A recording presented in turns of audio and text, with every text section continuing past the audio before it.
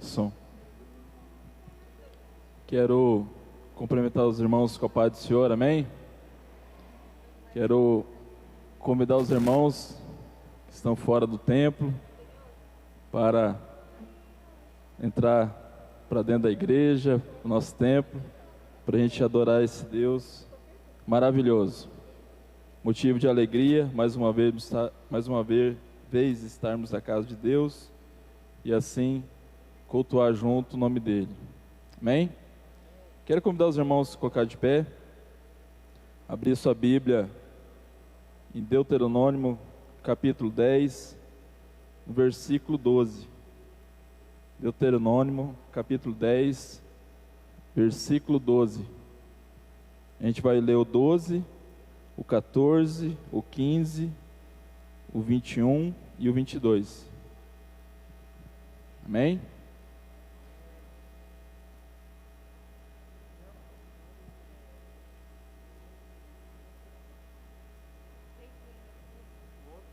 Amém? Todos encontraram? Diz assim: povo de Israel, escute o que o Senhor Deus exige de vocês. Ele quer que vocês temam e sigam todas as suas ordens. Quer que o amem e que sirvam de todo o seu coração e de toda a sua alma. Versículo 14. Os mais altos céus são de Deus, o Senhor. A Ele pertence toda a terra e tudo que nela existe. Mas o amor dele pelos nossos antepassados foi tão grande que de todos os povos do mundo ele escolheu vocês, e até o dia de hoje vocês são o povo escolhido. 21. Louvem a Deus, Ele é o nosso Deus. Vocês viram com seus próprios olhos as grandes e espantosas coisas que Deus fez a favor de vocês. Quando os nossos antepassados foram para o Egito, eram somente 70 pessoas, mas agora, por causa das bênçãos do Senhor, nosso Deus, vocês são tantos como as estrelas do céu. Amém? Eu vou repetir esse último versículo. Quando os nossos antepassados foram para o Egito, eram somente 70 pessoas, mas agora, por causa das bênçãos do Senhor nosso Deus, vocês são tantos como as estrelas do céu. Amém? Que palavra maravilhosa, irmãos. Você pode imaginar quão lindo é o nosso Deus, como você é importante na obra de Deus. Quantas pessoas, que nessa última frase, como as estrelas do céu, é muita gente. E uma dessas muitas pessoas é você. É você que está inserido nos planos de Deus. É Ele que te resgatou, é Ele que te salvou. Amém? Vamos orar nesse momento? Senhor grande Deus, eterno Pai, muito obrigado, Deus, por mais um dia de vida. Muito obrigado, Deus, por tudo que o Senhor tem feito no nosso meio. Muito obrigado, Deus, pelo fôlego de vida, por tudo aquilo, Pai, que o Senhor fez nas nossas vidas e que o Senhor vai fazer no nosso meio. Quero te agradecer, ó Deus, por esse domingo, por mais uma vez estar aqui na tua casa, Deus, para te adorar, para bendizer teu santo nome. Ó Deus, faça presente no nosso meio, ó Deus, que vem estar recebendo, ó Pai, a nossa adoração, o nosso louvor nessa noite, ó Pai. Passamos a semana toda, ó Pai, nos alimentando, ó Pai, da tua palavra. Estamos aqui, ó Deus, para ser cheio, ó Pai, do teu Espírito Santo. Estamos aqui nesse culto, Pai, para nos alimentar, ó Deus, do teu Espírito Santo, da tua palavra. Fala conosco, Pai, através dos louvores, através da adoração, dos testemunhos e através da tua palavra nessa noite, Pai. É que eu te peço, fica conosco, fala conosco nessa noite, ó Pai. É que eu te peço, em nome de Jesus. Amém e amém. Aproveitar que os irmãos estão em pé, que eu já quero passar para o Ministério de Louvor. Amém?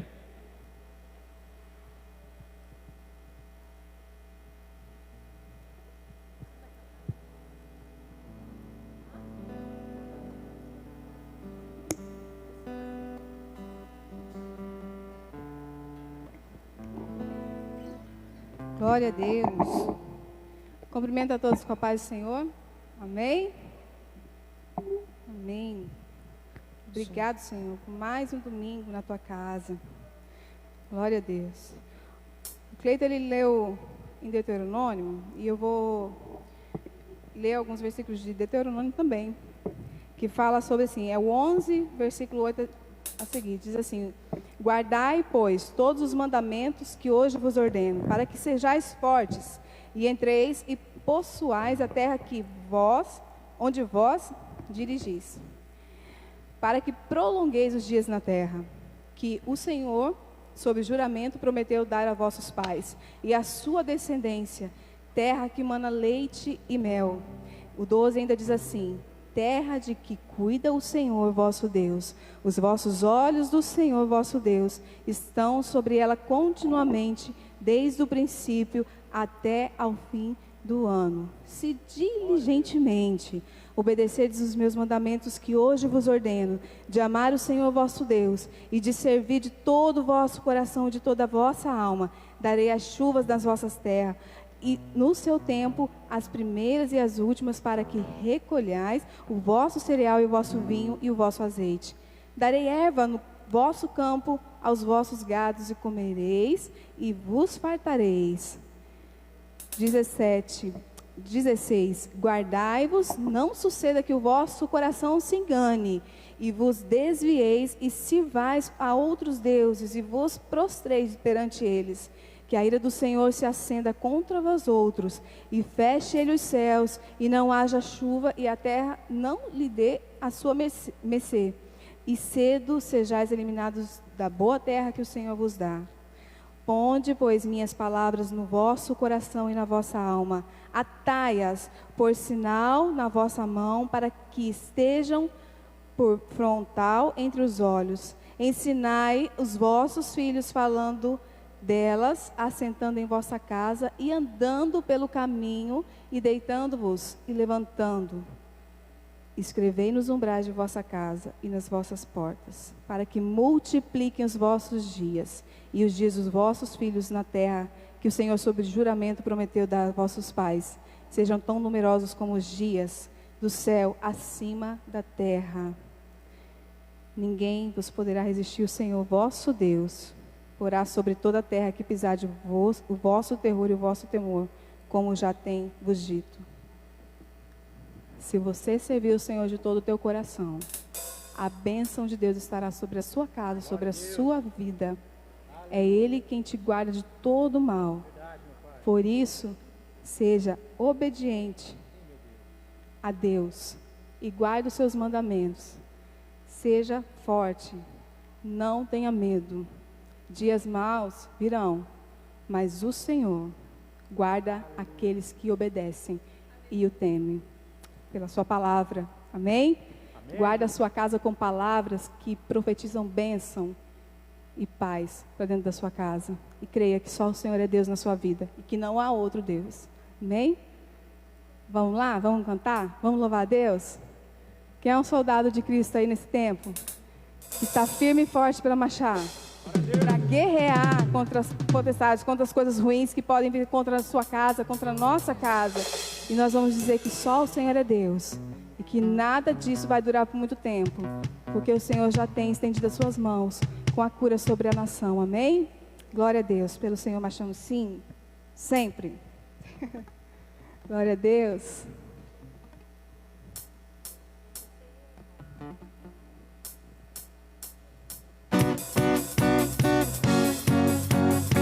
Celebra o Senhor com alegria.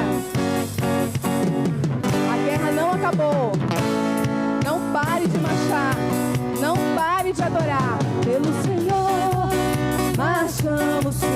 Seu exército poderoso é.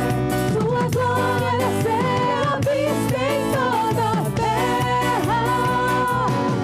Vamos cantar o cântico da vitória. Glória a Deus. Vencemos a batalha. Toda arma contra nós perecerá. O nosso general é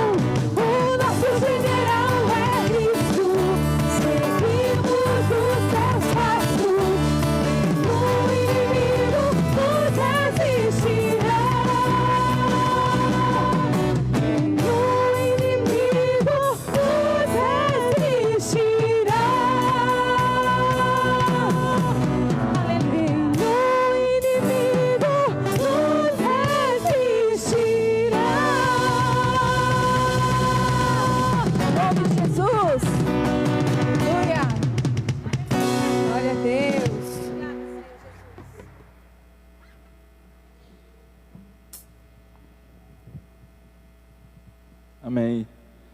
Irmãos, o povo de Deus é feliz, amém? Glória a Deus. Nós somos alegres, irmãos. Eu estava ali cantando essa canção e fiquei olhando para o nosso tempo, para a nossa igreja, né? E você já reparou que, como é bonita a nossa igreja, né? Como é linda a nossa igreja. Fiquei olhando lá para cima, né? Para tudo, para as janelas, para o nosso louvor. Mas essa igreja tão linda, ela só fica mais bonita, mais maravilhosa, mais linda, mais brilhante com a presença de cada um de vocês. Porque cada um de vocês tem uma igreja aí dentro. Aqui a gente está num só corpo, unidos nesse domingo. Mas muitas das vezes você tem que ser igreja lá onde você está, lá no seu bairro, lá na sua casa, falar com o seu vizinho. Cada um de você é uma igreja. E você já reparou no seu irmão? Você já disse isso para ele? Como você é lindo, meu irmão. Fale aí, mesmo com a máscara.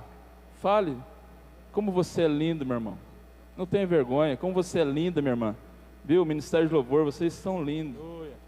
Viu, Ed? Vocês são lindos. Viu, Cássio? Você é lindo, meu irmão. A nossa igreja é linda. E ela é muito mais linda com cada um de vocês aqui nessa noite. Amém? Vamos aplaudir esse Jesus com força, irmãos. Ele merece todo louvor, toda a nossa adoração. Irmãos, nesse momento eu quero dar uma oportunidade para um dos irmãos contar um testemunho, louvar um hino, contar uma bênção. Nossa irmã, Lucinéia. Amém? Ela está com a oportunidade.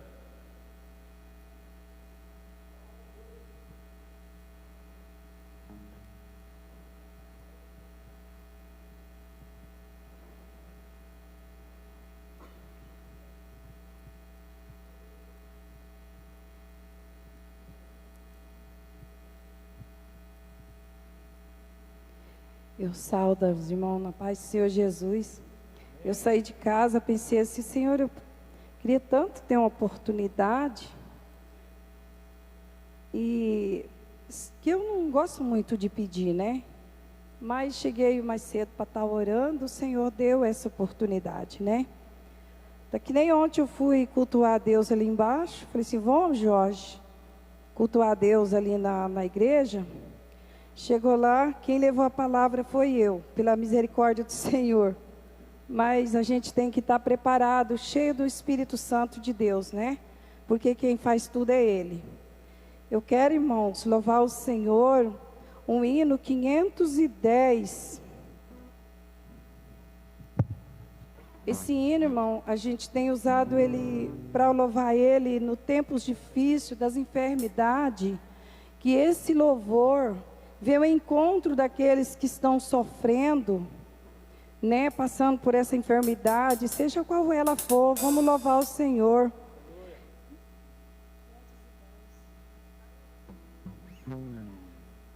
Um dom real, Deus despertou nos seus fiéis, dom de curar toda doença. Deus sarou e sara ainda e vai sarar. Oh Jesus, oh não falhou nem vai falhar. Oh que riqueza divinal, eu gozo já por fé e luz, por visão triunfal, mas gozarei com meu Jesus. És cego, crê que tu verás, és mudo, crês que vais falar, és surdo, crê e ouvirá. Escojo crer e vais andar. Fé em Deus, fé em Deus, crer que Jesus vai te curar. Ó, que riqueza divinal, eu gozo já por fé e luz, por visão triunfal, mas gozarei com meu Jesus. E que sofresse dores pulmões, de febre, gripe o coração, e tosse, nervo ou lesões, de pele, dente, nervo, chão. Sarareis, sarareis, pelo poder da oração. Ó, que riqueza divinal, eu gozo já por fé e luz, por visão triunfal, mas gozarei com meu Jesus. Deixai as capas e vereis as maravilhas do Senhor. Tirai as pedras e gozareis as grandes bênçãos do amor. Fé em Deus, fé em Deus, a quem rendemos o louvor. Oh, que riqueza divinal, eu gozo já por fé e luz, por visão triunfal, mas gozarei com meu Jesus. Quando a doença nós vem ter, em Deus devemos confiar, pois Jesus Cristo tem poder para no momento nos curar. Glória a Deus, glória a Deus, que é poderoso para sarar. Oh, que riqueza divinal, eu gozo já por fé e luz, por visão triunfal, mas gozarei com meu Jesus. Aleluia. Eu agradeço a oportunidade em nome de Jesus.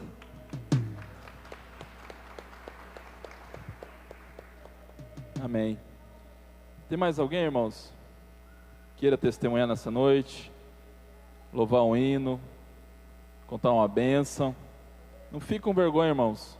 Eu falei no culto passado, porque é um testemunho, né? Cada testemunho é para a edificação da igreja, né? Da minha vida, da vida de cada um de nós. Se a gente fosse contar quantas bênçãos que o Senhor tem colocado na nossa vida, tem feito na nossa vida, eu tenho certeza que a gente teria várias bênçãos para contar. A gente tem várias bênçãos para contar, né? E nesse momento você está com a oportunidade. Se não tiver, já vou passar para o Ministério de Louvor. Amém? Tem alguém? Não? Ministério de Louvor.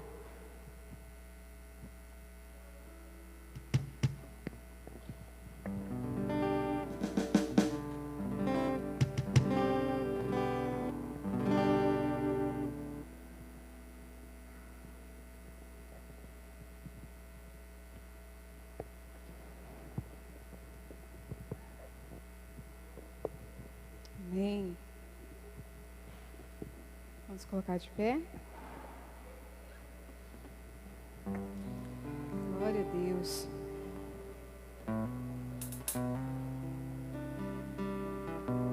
Você sabia que descobrir um propósito não foi problema para Jesus? Mas carregá-lo sim? Deixa eu minha cadeira.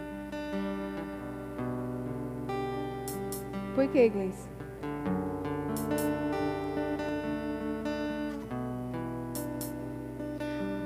E o grande desafio para nós durante esse ano, início desse ano, vai ser carregar o propósito até o final.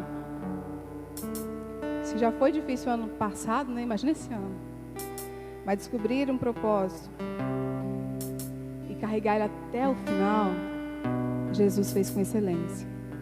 Porque ele soube ser fiel e justo àquilo que Deus já tinha preparado.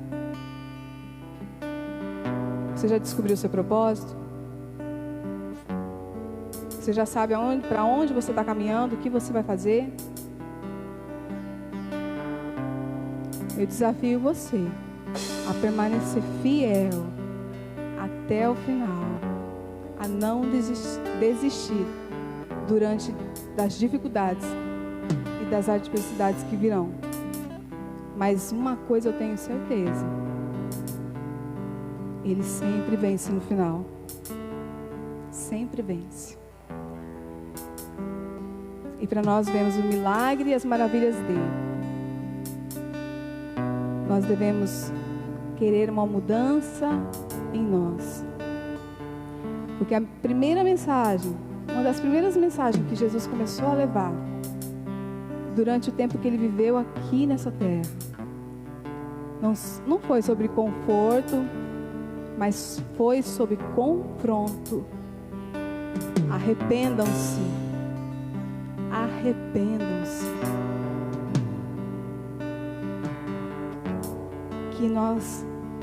Que eu e você possamos diminuir para que ele cresça.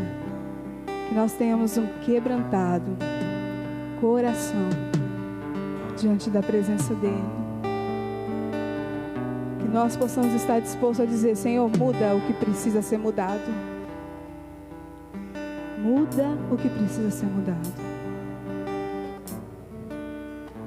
Eu olho para a cruz. E para a cruz eu vou. Do seu sofrer participar. E da sua obra eu vou cantar. Porque eu sei que o Senhor é fiel e justo. O Senhor é muito mais do que nós pensamos e imaginamos. Aleluia. Eu creio que o Senhor tem o melhor para nós.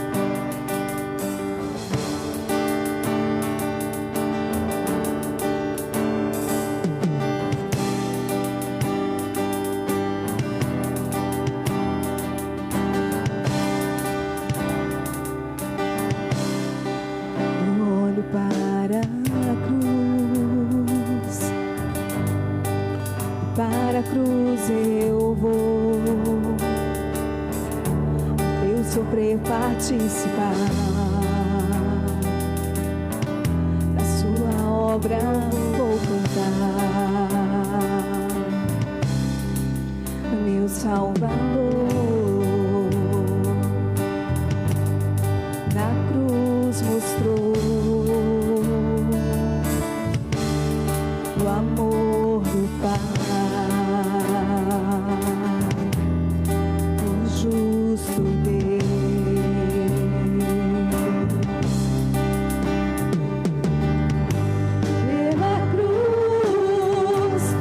Chamou gentilmente.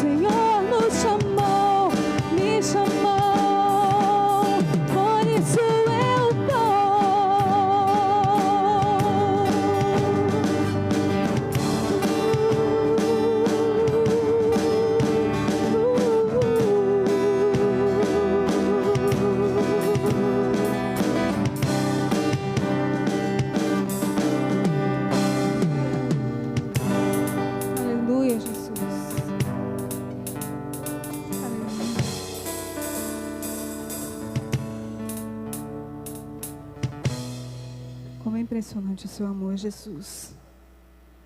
Como é impressionante o seu amor, Jesus.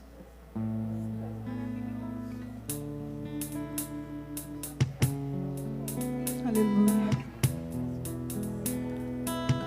Veio ao mundo como um rei e ninguém o reconheceu. Impressionante foi o amor dele naquela cruz, mesmo sem eu e você merecer. Mas ele se redimiu, ele nos mostrou o quanto que ele é fiel. Durante o ano que passou, ele mostrou o tempo todo o quanto que ele é fiel na sua vida. E esse ano ele está dando a oportunidade de você permanecer nos caminhos dele sem murmurar, mesmo sem entender, mas de você confiar de que ele está no controle de todas as coisas. De todas as coisas. Ele não perdeu o controle. Ele continua no controle de tudo, de todas as coisas. Aleluia. Tu és a cura, Senhor. Tu és a cura, Senhor.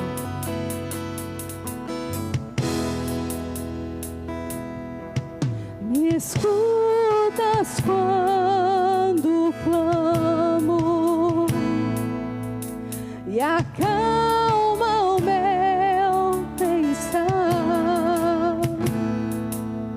Me levas pelo fogo, curando todo meu ser. Confio em ti.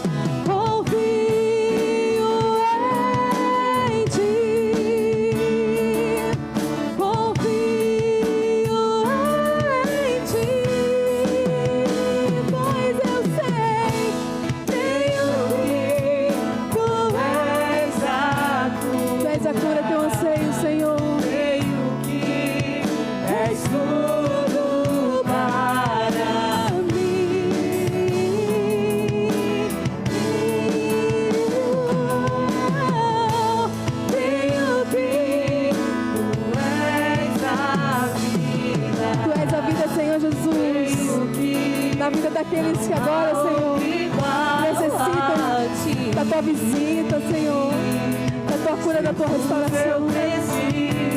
Precisamos de Ti, Senhor. Precisamos do Teu milagre, Senhor. Nada é impossível para Ti. Nada é impossível. Nada, nada. Nada é impossível para Ti. Tens o meu mundo em Tuas mãos. Nada. Nada é impossível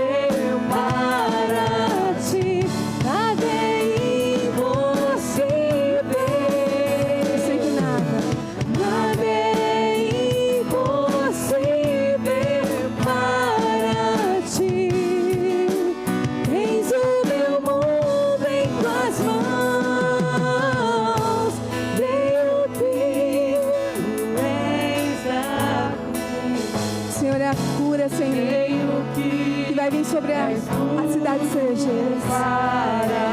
O Senhor é a cura que vai vir sobre as vidas agora, Senhor Jesus, que estão sofrendo com esse vírus.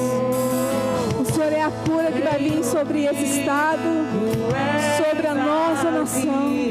Nós não cansamos de repetir e de dizer que o Senhor é a cura, que o Senhor é aquele que restaura, que o Senhor é santo, digno de ser adorado, e que nós ansiamos pela Tua presença em nosso meio. Precisamos de Ti, Senhor. Precisamos de Ti, Senhor. Vem, Jesus. Vem, Jesus. Venha, Pai. Vem sobre nós, Senhor. Nós clamamos a Ti nessa noite.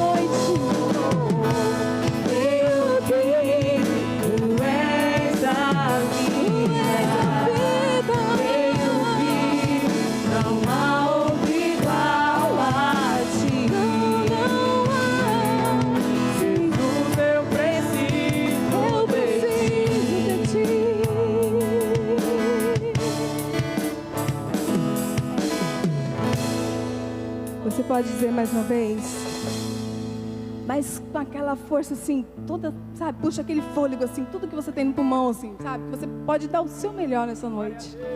Diga, creio que és a cura, creio que és tudo para mim. Eu creio que Tu és a vida. Tu és a vida naquele leito de hospital. Tu és a vida, Senhor, que passeia sobre as ruas dessa cidade.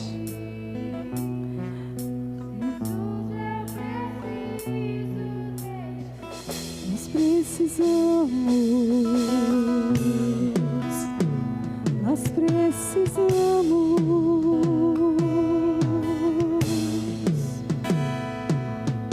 Jesus, eu preciso de Ti. Aleluia. Glória a Deus. Amém.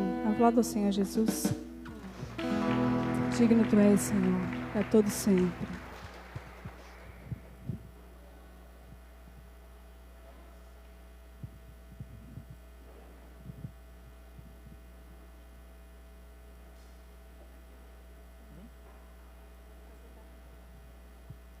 Irmãos, nesse momento a gente vai estar passando pelo período de dízimos e de ofertas. E antes de a gente ler uma palavra, eu quero conhecer as pessoas que estão nos visitando nessa noite. Se tem algum irmão, alguma irmã, ou todos são de casa. Quem está nos visitando, pode dar um sinalzinho com sua mão. Amém? Tem alguém? Tem uma senhora lá, né? É mãe do Jorge. Tem mais alguém? Só ela? Todos são de casa? Tem um jovem aqui? Amém? Tem mais alguém? Só, né? O que a igreja diz para eles? Sejam bem-vindos em nome de Jesus. Sejam bem-vindos, tá? Vocês são bem-vindos mesmo no nosso meio, né? Não venham só hoje, mas venham várias e várias vezes que vocês puderem, tá bom? Irmãos, lá em Levíticos, no capítulo 27, versículo 30, diz assim: a 10ª parte das colheitas, tanto dos cereais como dos frutos, pertence a Deus, o Senhor, e será dada a Ele. Se o dono quiser tomar e comprar alguma porção dessa 10ª parte, pagará o preço marcado mais 1/5. De cada 10 animais domésticos, um pertence a Deus, o Senhor. Quando o dono contar o seu gado e as suas ovelhas e as cabras, cada 10º animal pertencerá ao Senhor. Qualquer que seja a condição do animal, o dono não poderá trocar um animal pelo outro. Mas se houver troca, então os 2 animais pertencem ao Senhor, e não poderão ser comprados de novo. Foram esses os mandamentos que o Senhor nosso Deus deu a Moisés no Monte Sinai para o povo de Israel. Amém? Quem trouxe seu dízimo, sua oferta, está com a oportunidade nesse momento, enquanto o louvor estará louvando mais um hino nessa noite. Amém?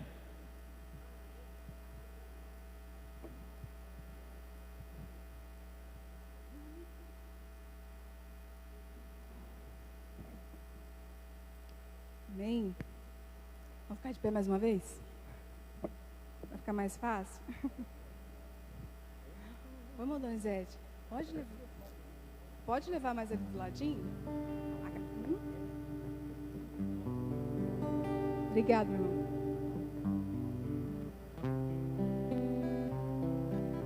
Pode ser um pouquinho mais.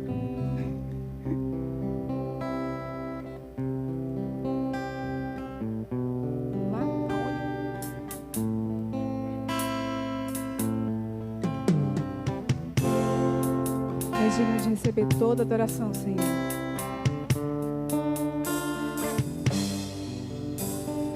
O único que é digno de receber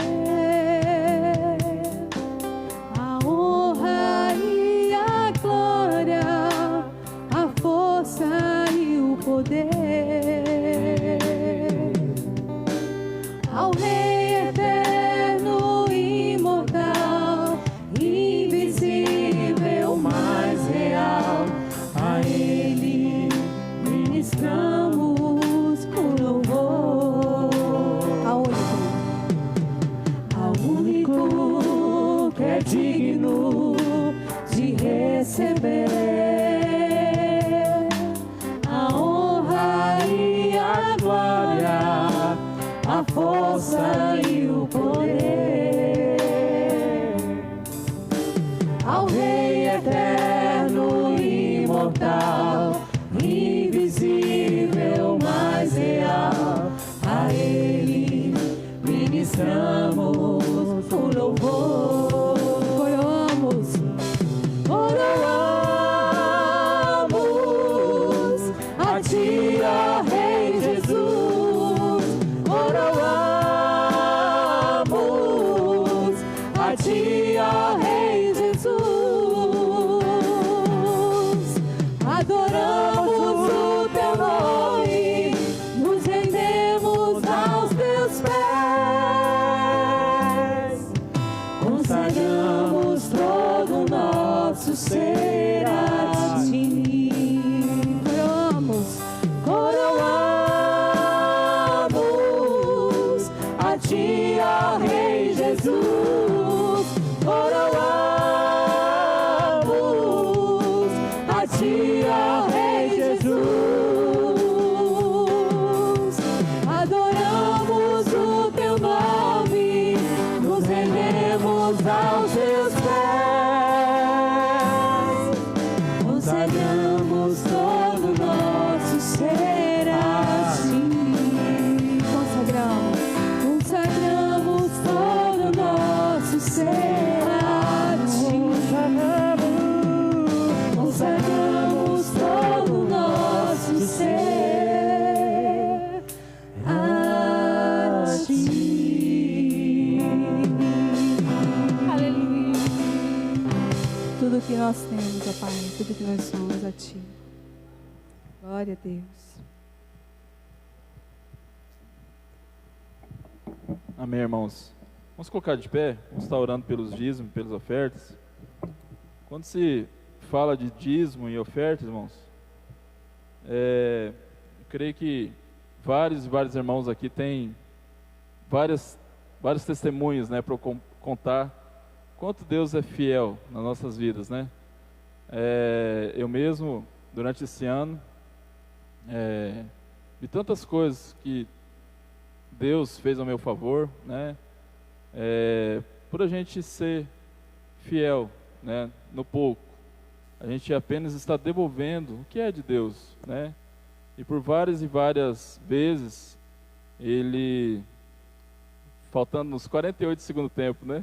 Ele sempre entra com providência, né? A gente que trabalha no comércio sempre tem muita coisa para pagar, né? Muito boleto. E às vezes a gente se preocupa com isso. mas a gente sabe que sempre o nosso Deus, aos 48, 45, segundo tempo, Ele sempre entra com a provisão, né? E a gente vai glorificando esse Deus, né? Porque a gente apenas está devolvendo o que é dele, né? E assim, todo esse recurso é usado para a obra dele, né? Para que o Evangelho seja falado, pregado, divulgado entre as nações, né? Hoje a gente tem o nosso templo, tem o nosso salão de festa, quantas coisas que a gente fez, não só em estrutura, nosso acampamento, que creio que a gente vai utilizar muito, né? Quando tudo isso acabar, né? A gente tem o nosso local de eventos ali, né? Então tudo isso são frutos dos nossos dízimos e das nossas ofertas, né? E assim, tantas e tantas pessoas que têm sido abençoadas também, através do nosso dízimo, das nossas ofertas. Esse ano, um ano de muita dificuldade, mas a nossa igreja não deixou de enviar recursos para missões, de levantar a cesta básica. Então tudo isso é fruto de um coração pronto a ajudar na obra de Deus. Amém? Já quero convidar o presbítero Cássio, que vai estar trazendo a palavra nessa noite. E eu convido você a orar pelo dízimo, pelas ofertas, e já estender sua mão para cá, para a gente estar orando pelo presbítero Cássio. Amém? Senhor grande Deus, eterno Pai, muito obrigado, Deus, mais uma vez. Muito obrigado, Deus, por cada dizimista, cada ofertante que dizimou e ofertou na tua casa. Pai querido, eu quero te pedir nesse momento, que o Senhor venha estar entrando, Pai, com provisão em cada casa, Pai, que o Senhor venha estar abrindo portas de emprego, tudo aquilo, ó Deus, que teus filhos necessitam nessa noite. Eu te peço, ó Pai, entra com a tua provisão. Eu sei que o Senhor é um Deus fiel, eu sei que o Senhor pode todas as coisas, ó Pai. Nos abençoe nessa terra, que a gente possa ser próspero, que a tua igreja possa ser próspera, Pai, é o que eu te peço em nome de Jesus. Ó Deus, nesse momento também eu peço, Senhor, que o Senhor venha estar abençoando o teu filho, a vida do presbítero Cássio, que ele venha estar trazendo, Pai, aquilo que o Senhor colocou no seu coração para ser transmitido nessa noite. Usa o teu filho, Pai, fala conosco, é o que eu te peço nessa noite, em nome de Jesus, amém e amém.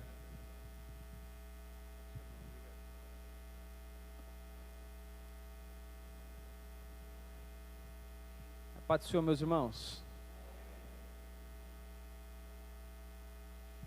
Meus irmãos, vamos relembrar um pouquinho, só relembrar que a gente já sabe, né, sobre a questão de provação, de tentação, e vamos usar aqui o exemplo a nosso favor do Senhor Jesus. Eu peço a vocês para a gente ler a Bíblia, quem puder, lá no Evangelho de Mateus, no capítulo 4, vamos relembrar, como eu disse, um pouquinho desse assunto, tentação, né, o deserto que Jesus enfrentou, como isso se aplica nas nossas vidas, né, o que nós podemos aprender com isso, o que é tentação, o que é deserto, para que ele serve para nós, né?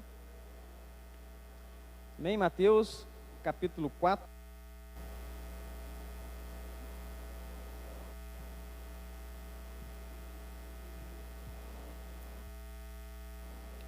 Mateus 4 diz assim, a partir do versículo 1. A seguir, Jesus foi levado pelo Espírito ao deserto, para ser tentado pelo diabo. E depois de jejuar 40 dias e 40 noites, teve fome.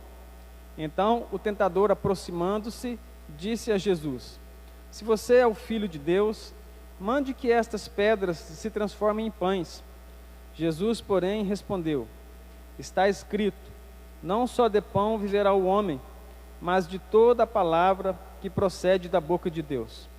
Então o diabo levou Jesus à cidade santa, colocou-o sobre o pináculo do templo e disse: se você é o Filho de Deus, jogue-se daqui, porque está escrito, aos seus anjos ele dará ordens ao seu respeito, e eles o sustentarão nas suas mãos, para que você não tropece em alguma pedra. Jesus respondeu: também está escrito, não ponha à prova o Senhor seu Deus. O diabo ainda levou Jesus a um monte muito alto, mostrou-lhe todos os reinos do mundo e a glória deles, e disse: tudo isso lhe darei, se prostrado você me adorar. Então Jesus lhe ordenou: vá-te embora, Satanás, porque está escrito: adore ao Senhor seu Deus, e somente a Ele preste culto. Amém? Os irmãos poderem sentar, né, os irmãos já oraram, o Cleito já orou, né, para que Deus possa falar aos nossos corações nessa noite, né? Como eu sempre gosto de dizer, lá como diz em Romanos, tudo que foi escrito na Bíblia foi escrito para o nosso exemplo, né? E aí a gente vê mais essa passagem aqui também, que a gente tem que extrair dela alguma coisa que possa ser aplicado à nossa vida. E o que nós vemos aqui nesse texto é Jesus passando pela tentação, né? Bem conhecida da igreja, pela prova, pelo teste, e ainda tudo isso no deserto. E o que é uma tentação, né, meus irmãos? Tentação é o desejo que o homem sente para fazer algo que é errado, né? A gente nunca é tentado para fazer algo bom, né? Não é essa, a tentação não significa isso. Você é sempre tentado a fazer algo que é impróprio, né? São desejos que não são próprios, que não são bons que o homem faça, principalmente voltado aqui à questão da obediência à palavra de Deus. Então, todas as vezes que nós sentimos desejo de fazer algo, né, que o fim não é proveitoso, nós estamos sendo tentados. Seria bom se a gente não passasse por isso. Tentação é algo ruim, né? O bom fosse se a gente não passasse por isso na nossa vida, né? E o que é o deserto? Né? O deserto é um lugar árido, né? Um lugar, às vezes quando a gente fala deserto, né, vem logo à mente aquelas dunas de areia, né, do deserto do Saara. Mas o deserto não são só aquelas dunas de areia. Na verdade, tem desertos que é só de montanha, né? Significa uma terra árida, uma terra onde não tem vida, ou na verdade tem pouca vida, né? As coisas que sobrevivem ali são só animais próprios daquela terra, né? Algumas serpentes, aranhas, escorpiões que são próprios da região, uma ou outra planta, né? Um pé de cacto, mas às vezes é uma região montanhosa. O deserto significa, não é areia, mas é um lugar árido, sem vida, com pouca vida, inóspito, né? Algo que a gente conhece como sequidão, né? Desconfortável, imagino eu, de se estar, sem cor, né? Quando a gente vai na mata, você vê tudo colorido. O deserto geralmente é a mesma paisagem, né? Aquela sem cor, né? Uma cor só. Isso é o deserto. Agora você imagina você ser tentado, que não é bom, e ainda ser tentado no deserto. Não é bom nem a gente ser tentado, nem é bom a gente estar no deserto. Aí você ser tentado ainda no deserto, né, deve ser algo não muito bom, né, algo terrível de se passar, né? Só que a Bíblia diz lá em Romanos, como os irmãos também já sabem, que todas as coisas cooperam para o bem daqueles que amam a Deus, que foram chamados segundo o seu decreto. É um texto que às vezes a gente tem até dificuldade de entender como todas as coisas podem cooperar para o bem daqueles que amam a Deus, né? Quando ele fala todas, são todas. E aí a gente pode ver que nessa situação de deserto ou de tentação, se todas as coisas cooperam para o bem daqueles que amam a Deus, se você ama a Deus e se enquadrar num momento desse da sua vida, no deserto ou na tentação, ou sendo tentado num deserto, né, quer dizer que dali também você pode extrair algo bom para a sua vida. Aquilo ali vai contribuir de alguma forma para você. Amém? É difícil de entender? Pode ser, né? Mas o que o deserto, o que uma tentação pode fazer para a gente? Ele pode servir para nos purificar, ele pode servir para nos disciplinar. Disciplinar não só no sentido de corrigir, né, de correção, mas de ensinar alguma coisa. Disciplina, né, às vezes moldar a sua vida. Ele pode servir para você simplificar a sua vida, tornar ela mais simples. Pode servir para te fortalecer. Uma ou dessas coisas, ou várias coisas dessas juntas, ou todas elas, tudo isso pode ser feito na sua vida, e outras coisas ainda, né? Então são coisas que aparentemente são ruins, mas que se a gente souber, a gente pode extrair algo bom dali, né? E o interessante, e nesse texto que nós lemos aqui, ele chama a atenção, é que Jesus foi levado para o deserto para ser tentado pelo diabo, propositadamente por Deus, né? O Espírito Santo o levou, foi proposital, né? Já estava preparado, né? Foi da vontade de Deus que aquilo acontecesse, né? Jesus não foi ludibriado por ninguém, não foi o Satanás que levou Jesus lá, foi o Espírito de Deus que levou Jesus ao deserto para que ele pudesse passar por esse momento na vida dele, né? E ele foi levado para ser testado, na verdade. Porque Tiago diz assim que Deus não tenta ninguém, né? Deus não é mau, não é homem, e Ele não tenta ninguém. Então, na vida de Jesus, nós podemos ver que essa tentação foi no sentido de quê? De um teste, de uma provação, né? Tiago nos ensina que as tentações que nós sofremos, muitas delas são por causa dos nossos próprios maus desejos. Então, aqui a gente vê que o diabo ele estava na administração, né? Ele estava ali, na verdade, ele estava conduzindo a tentação, a provação, o teste de Jesus, mas quem estava no controle de tudo era o Espírito de Deus. Deus estava no controle, assim como foi na vida de Jó, não é? Deus não permitiu que o diabo fosse lá e fizesse tudo aquilo que ele fez com Jó, aquelas provas terríveis, aquele teste terrível. E nós podemos ver tanto na vida de Jesus como na vida de Jó, que não foram tentação no sentido da palavra, de sentir vontade de fazer algo errado. Eles foram, na verdade, provados, testados. A tentação foi no sentido de teste, né?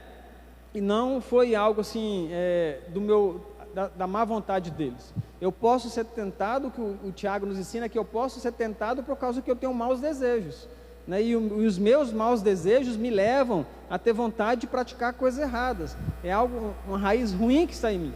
Mas esse não foi o caso de Jesus, né? Então, e isso pode acontecer com a gente também. Muitas vezes o próprio Deus, Ele pode permitir que eu e você passe propositadamente pelo deserto ou por uma tentação no sentido de testar, de provar. E isso não aconteceu só com Jesus, né? Isso aconteceu, se você for lá, com vários personagens bíblicos, né? Só para citar aqui por cima Moisés, né? O povo de Israel, né? Quando saiu do Egito, Josué, Elias, Davi, né? João Batista, que frequentemente estava no deserto, Jesus nessa passagem, Paulo, em momentos terríveis, difíceis da vida dele, de teste, de prova, né? Vivendo em áreas de sequidão, né? De difícil, inóspita, não só assim no sentido de fisicamente, mas espiritualmente, né? Uma área em lugares inóspitos onde Paulo frequentou, foi colocado, né? Foi levado, e às vezes eu e você também. Às vezes Deus propositadamente nos conduz a esses lugares. Para quê? Né? Provavelmente, né, se Ele faz isso é porque Ele quer que alguma coisa contribua para o nosso bem. Porque nós sabemos e conhecemos muito bem o nosso Deus. E sabemos que Ele não vai fazer algo ao nosso favor que seja ruim para nós, né? Ele quer o nosso bem. Então tudo tem um propósito. Embora às vezes eu não entenda, né, aquilo no momento. Mas o que eu tenho que crer e me apostar é da palavra bíblica, que diz que todas as coisas cooperam para o bem daqueles que amam a Deus. Ainda que eu não entenda, isso de alguma forma vai cooperar para o meu bem. Amém? E aí nesse texto que nós lemos, nós vemos aqui Jesus, na primeira coisa que o diabo fala para ele, né, quando começa aqui as provações, digamos assim, o teste, a primeira coisa, a observação que o Satanás faz é: se és filho de Deus. Aqui para Jesus, imagino eu que ele não falou duvidando, querendo colocar dúvida em Jesus, né? Ele não estava falando assim, será que você é mesmo? Não, na verdade ele estava falando, já que és, já que o Senhor, já que você é o Filho de Deus, né, então faça isso. Agora, embora aqui talvez ele não esteja falando isso para Jesus, no sentido de fazer Jesus duvidar de quem ele era, para nós, né, para os nossos seres humanos, muitas vezes o diabo usa essa arma, esse és, será que és? Né, para colocar dúvida no cristão, né? Será que você é? Né, será que você é filho de Deus? Será que você realmente é uma pessoa salva em Jesus Cristo? Será que você é? Né? Para nós às vezes ele não usa essa expressão, já que você é filho de Deus, né, ele já coloca isso para te induzir a ficar com dúvidas, muitas vezes. Para você às vezes desacreditar das promessas, desacreditar da palavra, ter dúvidas de quem você é, filho de quem você é em Deus, e isso muitas vezes se traduz na nossa vida com problemas que nós sentimos, né? Como até o Cleito pregou aqui na quinta, falou sobre isso rapidamente, mas falou a questão da autoimagem, do sentimento de rejeição. Quando nós, por exemplo, sentimos complexo de inferioridade, ou quando nós temos problemas com a nossa autoimagem, ou até quando nós nos sentimos superiores a alguém, Isso aí quer dizer que a gente perdeu a nossa identidade, né? Nós ficamos com dúvida de quem nós somos, porque se nós realmente soubermos quem nós somos em Deus, nós nunca vamos nos sentir inferiores, nunca vamos ter problemas com a nossa autoimagem e nunca vamos nos sentir superiores a ninguém, porque se eu me sinto inferior ou se eu me sinto superior, quer dizer que eu perdi a minha identidade em Cristo, né? De alguma forma Satanás talvez tenha colocado em mim, conseguido colocar a dúvida: será que realmente sou? Eu não sei quem sou. E aí eu começo às vezes me ter problemas desse tipo e de vários outros, né? Isso aqui é só para a gente entender um pouquinho. E essas coisas vêm de quem? Se não é do próprio Satanás, né? Muitas vezes ele coloca essas dúvidas tentando desacreditar de quem você é em Deus, né? Tentando fazer você perder a esperança, né? E a gente, quando passa por isso, a gente vive com problema, né? Às vezes sempre infeliz, um problema interno, emocional, espiritual, que a gente às vezes não sabe o que é. Às vezes foi a identidade que nós perdemos, é uma sutileza de Satanás, uma dúvida que ele colocou, que fez com que a gente esquecesse quem realmente nós somos. Ou talvez eu nunca tenha realmente acreditado quem eu sou, eu nunca tenha parado para meditar nisso. Às vezes eu vou na igreja e ouço, né, as pessoas falando que eu sou filho de Deus, que você é mais do que vencedor, mas nunca parei para meditar realmente o que significa isso na minha vida. O que é isso na vida de um homem, né, ele poder ser chamado de filho de Deus, amigo de Deus, mais do que vencedor, né, você tomar posse disso realmente, entender. Eu creio que se a gente conseguisse fazer isso, os nossos olhos iam se abrir de uma maneira muito grande, e você nunca mais ia ter esses problemas, né, seja nessa área de inferioridade, superioridade, ou de dúvidas, porque você ia ter tomado posse, entender realmente, ia ter fé, acreditar naquilo que a Bíblia diz que você é, que é o Deus diz, né, através da Bíblia para nós. Amém? E aí, depois dessa pergunta, né, que às vezes Satanás pode usar aqui para colocar dúvida em nós, imagino que não foi esse o caso de Jesus, mas ele falou assim: já que és o Filho de Deus, mandem que essas pedras se transformem em pães. E parecia justo, né? Se a pessoa não tiver muito em comunhão com Deus, não ia acontecer com Jesus, né? Mas isso aqui é para a gente aplicar na nossa vida. Se a gente não tiver muito em comunhão com Deus, às vezes a gente pode aceitar uma sugestão do diabo como se ela fosse legítima, porque olha só, Jesus, ele passou por essa tentação depois de 40 dias de jejum, não foi no começo. Ele já estava 40 dias no deserto, 40 dias sem comer nada, né? E aí depois desses 40 dias, que não é qualquer um que faz esse tipo de jejum, Moisés, a gente só tem conhecimento aqui de Moisés na Bíblia, né? E Jesus, e depois desse tempo todo, aí o diabo chega e fala, Jesus estava com fome, porque a própria Bíblia diz depois que Jesus teve fome, aí chega Satanás e fala: ó, já que você jejuou, né? Olha só o que você fez, digamos em outras palavras, olha como você fez, você passou 40 dias jejuando, né?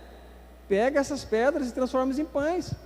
E aí é uma sutileza muito que às vezes o diabo coloca na vida do homem, como se ele pudesse usar o seu poder espiritual para proveito próprio. Jesus entendeu, né, entendendo já essa armadilha do diabo, deu uma resposta para ele dizendo assim: ó, nem só de pão viverá o homem, porque para Jesus ele não achou lícito, ele sabia que não era lícito ele pegar o poder espiritual dele para uso próprio, para saciar a sua própria carne, para saciar, para benefício próprio dele.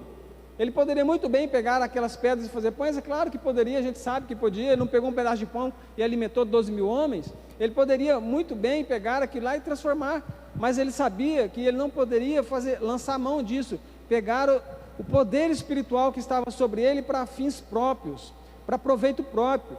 Jesus entendia que o alimento que ele necessitava e as coisas que ele dependia deveriam vir de Deus e não dele, né? Isso aqui também se aplica na nossa vida, que nós temos que entender que o poder espiritual que às vezes Deus nos dá, né, o relacionamento que nós temos com Deus não é para que a gente possa ter proveitos próprios, no sentido de ser egoísta, né? Eu vou fazer para mim, primeiro eu, não é esse o propósito de Deus. Nós temos que aprender, o homem tem que aprender a ser dependente de Deus, assim como Jesus aprendeu, né? E mais para frente diz que os anjos foram lá e serviram ele. Jesus tinha essa compreensão, e nós precisamos ter também, né, ter a compreensão de que o poder espiritual que Deus eventualmente me dê não é para o meu fim próprio, não é para o meu proveito carnal, né, não é para que eu aplique na minha própria vida. Amém? A gente tem que aprender a depender de Deus. Por exemplo, né, esse é um exemplo assim, só para ilustrar, né, tem a questão do jejum. Hoje em dia até a ciência se fala que o jejum é bom de se fazer, né, diz que desintoxica o corpo. Tem algumas dietas baseadas em jejum intermitente, né, a ciência tem dito que é bom que o homem faça. E aí a gente sabe que isso também é um exercício espiritual que a gente deve fazer, né, o jejum.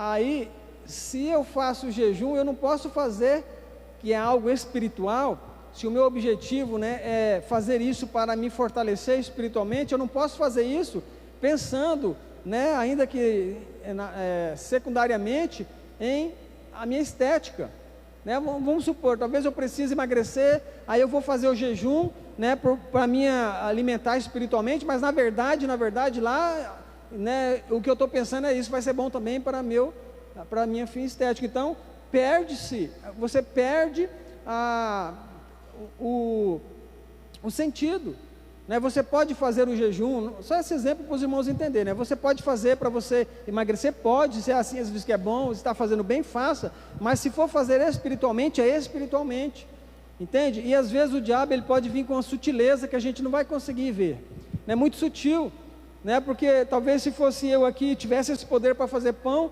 né, transformar as coisas em pão, 40 dias já jejuando, né, isso é demais, algo, né, eu realmente fiz um sacrifício, acho que não tem problema fazer isso, e às vezes a gente acaba aceitando essas sutilezas do inimigo, e fazendo algo que não era aquilo que Deus queria que nós fizéssemos, amém? Nós temos que, assim como Jesus já sabia, né, nós temos que aprender a entender que o nosso sustento vem de Deus, o que eu preciso vem de Deus, aquilo que Deus me dá, o poder espiritual que às vezes Deus coloca sobre nós, não é para o meu próprio fim, não é para o meu próprio benefício, ele vai acabar me beneficiando, né, de outras maneiras, mas esse benefício vai vir de Deus. Eu não posso pegar algo espiritual e correr atrás desse algo espiritual, mas na verdade para o meu benefício próprio, né? Se eu correr realmente atrás das coisas espirituais, eu vou receber benefícios da parte do Senhor, porque Ele é bom, mas é Ele que está me dando esses benefícios, não é eu que estou agindo, né, com fins ilícitos. Amém, meus irmãos? Depois, Satanás, ainda na segunda tentação, ela tem aqui talvez um caráter espiritual, né, tentando talvez induzir Jesus a mandar em Deus, ou usar a Deus, né, quando ele manda Jesus se jogar do alto do pináculo para baixo, né, já que está escrito, e o Satanás, ele é mestre em fazer isso, a distorcer a palavra, né, porque ele falou algo que realmente estava escrito aqueles textos, está escrito na verdade aquele texto, né, está escrito isso, ó. Ele falou algo que realmente está escrito, mas ele tirou do contexto, tentando fazer Jesus, né, fazer aquele teste, porque Deus ia ampará-lo, e Jesus muito sabiamente falou assim, ó, não tentará, também está escrito, não tentarás ao Senhor seu Deus, porque Jesus sabia que o Deus não existe para atender os caprichos, não existe para atender, não existia, né, para atender os caprichos dele, e assim como não existe para atender os nossos caprichos. Deus não é um ser que existe para passar a mão nas coisas erradas que eu faço, porque aqui nessa passagem, se a gente for parar para analisar, o que Satanás estava sugerindo é que Jesus fizesse algo errado, se joga lá para baixo e os anjos vão te aparar, né? E Deus não existe para isso. Ele não existe para encobertar as coisas erradas que eu faço, para passar a mão na minha cabeça, né? Eu não posso fazer as coisas e achar que Deus ainda vai ser conivente com isso. No mundo, né, as pessoas que estão fora da igreja, às vezes eles têm esse pensamento até, né? Esses dias até até mostrei para o Felipe uma reportagem, mas é algo assim, engraçado, na verdade é bobo, de entrevistas com ladrão, né? Aí um ladrão foi entrevistado e ele falou, e aí o repórter, aqueles programas policiais, perguntou para ele se ele não tinha medo de ir para o inferno. Aí ele falou, rapaz, mas você roubando, você não tem medo de ir para o inferno? Ele falou, não, é porque se Deus permitiu que eu roubasse aquelas pessoas, elas são mais pecadoras do que eu, né? Porque senão Deus não tinha permitido que eu roubasse, né? Então assim, parece que é uma bobagem, mas no mundo a gente vê muito isso, né? As pessoas fazendo coisa errada, falando também sou filho de Deus, né? Achando que, a gente não vê às vezes na televisão, as pessoas desviando dinheiro, como aconteceu, e ainda fazendo dinheiro público, né? E ainda fazendo oração para agradecer, como se Deus existisse para essas coisas, e às vezes pode acontecer no meio da igreja também. Deus não é um ser que existe para atender os meus caprichos, né? Eu não posso fazer as coisas erradas e achar que Deus está aí para passar a mão na minha cabeça, porque o que Jesus falou assim, ó, não tentarás, também está escrito para não tentar o Senhor meu Deus, né? Então, talvez até esse momento que nós estamos vivendo de pandemia, talvez, né, possa até se aplicar, a gente pode até tirar um ensino disso tudo, porque muitas pessoas têm lançado mão do negacionismo, né, negando que isso não existe, que não acontece. A gente sabe que existe, inclusive talvez você tenha parentes ou amigos que morreram, né, com essa doença. A gente tem o diácono Valdenir, que morreu com isso, né, parente de alguns irmãos aqui da igreja. Eu tenho um colega da minha idade, quase um pouco mais velho, que a gente jogava basquete junto quando era jovem, está entubado lá em Cuiabá com essa doença, e tantos outros casos, tantas vidas que foram perdidas, né? E aí algumas pessoas, elas insistem em negar, como se isso não existisse, e nem ligam para isso. Será que isso não seria uma forma até de tentar? Porque na verdade eu só vou morrer disso, eu só vou pegar isso, só vou passar por essa doença se for de alguma forma Deus me permitir. A gente crê nisso, os crentes acreditam nisso, né? Mas a partir do momento que eu falo isso não existe, ou que eu não estou nem aí para isso, ou que eu desfaço disso como se isso fosse uma bobagem, será que não seria uma forma de eu tentar a Deus? Ou, né, subconsciente, até imaginando assim, não, Deus está aqui, Deus vai acontecer isso comigo. Não, isso acontece com outras pessoas, crentes morrem com isso, ímpios morrem com isso, mas eu não. Será que a gente não tem que às vezes abrir os olhos, se cuidar, dizer assim, não, isso realmente existe, Deus é que me guarda, mas aquilo que eu posso fazer, eu vou fazer, porque eu não vou ficar tentando ao meu Deus, porque Deus não está aí para atender os meus caprichos, né? Eu não vou ficar andando em alta velocidade de carro, achando que Deus vai me guardar, porque Ele não está aí para ser conivente com o meu erro, com o meu pecado, com a minha desobediência, à lei dos homens, desobediência à lei de Deus, desobediência às autoridades eclesiásticas. Às vezes vivo na desobediência, ainda acho que Deus vai ficar passando pano na minha cabeça, porque eu sou melhor do que os outros. Os outros precisam observar as leis dos trânsitos, os outros precisam obedecer às autoridades eclesiásticas, precisam obedecer às autoridades civis, mas eu não, né? Se você parar para pensar, será que a gente não pode até aplicar, né?